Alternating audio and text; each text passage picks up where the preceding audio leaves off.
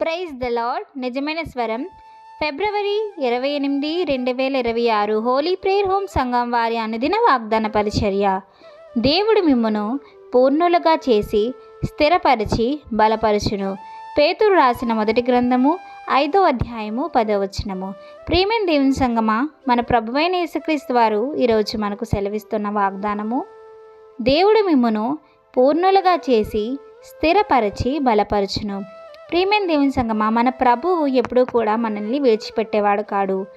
ఆయన మనకు ఈ లోకానుసారంగా కలుగుతున్న శ్రమలన్నిటినీ జయించి మనం ఎప్పుడైతే దేవునికి దగ్గరగా ఉంటామో శ్రమలను సహించిన వాడే ధన్యుడు అనే వాక్యం సెలవిస్తుంది. ప్రియమైన దేవుని సంగమా, ఈ లోకానుసారంగా మనకి ఏ శ్రమలైతే ఉన్నాయో, సాతాను మనల్ని ఎలా అయితే మృంగుదామని తిరుగుచున్నాడో దేవుడు ఈ అధ్యాయంలో స్పష్టంగా తెలియజేశాడు. ప్రియమైన దేవుని సంగమా, నిబ్బరమైన బుద్ధి కలిగి అపవాదిని మనం జయించాలని, అప్పుడే మనం పూర్ణులుగా అవుతామని, దేవుడు మనము అపవాదిని జయించినప్పుడు మనల్ని స్థిరపరిచి ఆయన బలపరుస్తాడు.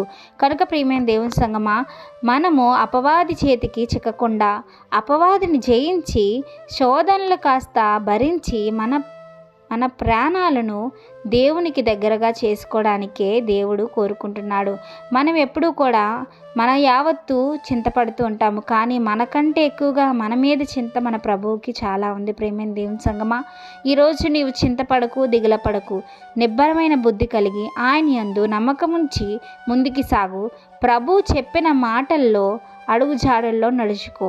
నీ ఇష్టానుసారంగా కాకుండా ప్రభు చిత్తానుసారంగా నడిచినప్పుడు నీవు పూర్ణులుగా నిన్ను చేసి స్థిరపరిచి ఆయన నిన్ను బలపరుచుతాడు. కనుక ప్రియమైన దేవుని సంగమా, ఈ వాగ్దానము మనందరి జీవితాల్లో నెరవేరాలని కోరుకుంటున్న వారు దైవజనులు బ్రదర్ పి. నెహెమియా గారు. God bless you. ఆమీన్.